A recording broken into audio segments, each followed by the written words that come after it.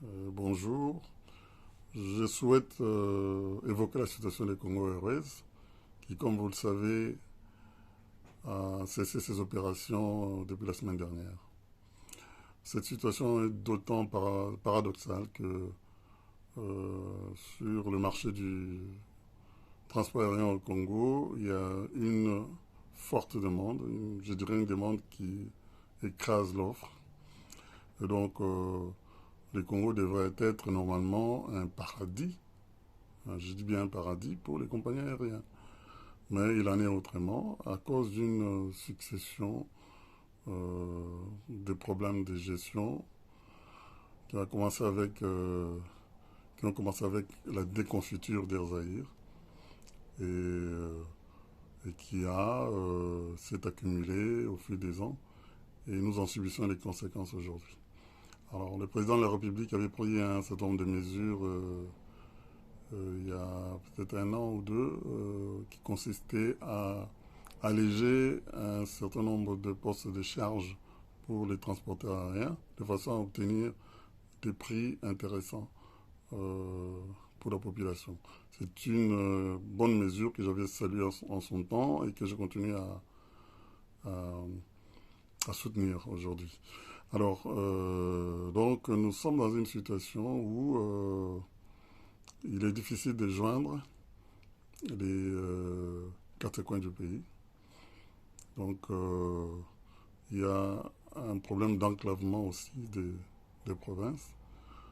C'est un problème, une situation que j'appelle une balkanisation intramuros. Donc face à cette situation, il y a une nécessité de services publics. Donc c'est-à-dire que l'État, il incombe à l'État de garantir la mobilité et désenclaver également les provinces. Donc c'est une nécessité de services publics qui appelle des mesures euh, importantes. La mobilité, c'est connu par les économistes, est un de fondement de l'économie. Donc la circulation des personnes et des biens est un pilier de l'économie. Donc aujourd'hui, cela est remis en question, cela est menacé du fait que ici au Congo, l'avion joue un rôle très important parce que, encore une fois, depuis l'indépendance, nous n'avons pas investi suffisamment dans les infrastructures. Euh, Notamment, on a délaissé en quelque sorte les voies fluviales, on a délaissé le chemin de fer, ce qui fait qu'aujourd'hui, c'est l'avion qui permet de pouvoir bouger, être mobile sur le territoire congolais. Donc, alors, face à cette situation, l'État doit prendre ses responsabilités, c'est-à-dire il doit intervenir en tant que garant. Alors, pour cela, il y a un certain nombre d'options qu'il faut lever euh, concernant donc la compagnie nationale. Il faut déjà sortir de la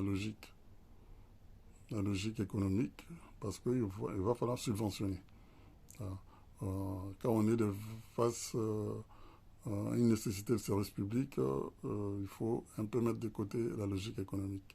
Donc, euh, alors pour pouvoir subventionner une compagnie correctement, je pense qu'il va falloir que soit on crée une nouvelle compagnie, soit que l'État monte dans les capitales de Congo Airways de façon à pouvoir avoir les coûts des franches, les mains libres pour pouvoir euh, euh, faire des choix de gestion et conduire l'entreprise à son essor. Donc, il y a deux choses à retenir. Nécessité des services publics, du fait que euh, la mobilité est quelque chose de très important pour, c'est fondamental pour l'économie. Alors, sur la gestion, il va aussi falloir qu'on change de paradigme parce que jusque-là, on est dans une logique où on place des personnes souvent à la tête des compagnies aériennes suivant des critères qui ne sont pas des critères économiques et d'efficacité. Donc ça aussi, il faut revoir. Et pourquoi pas chercher des compétences même extérieures. Il ne faut pas s'interdire lorsqu'on est en carence de ressources humaines d'aller chercher des compétences là où elles sont.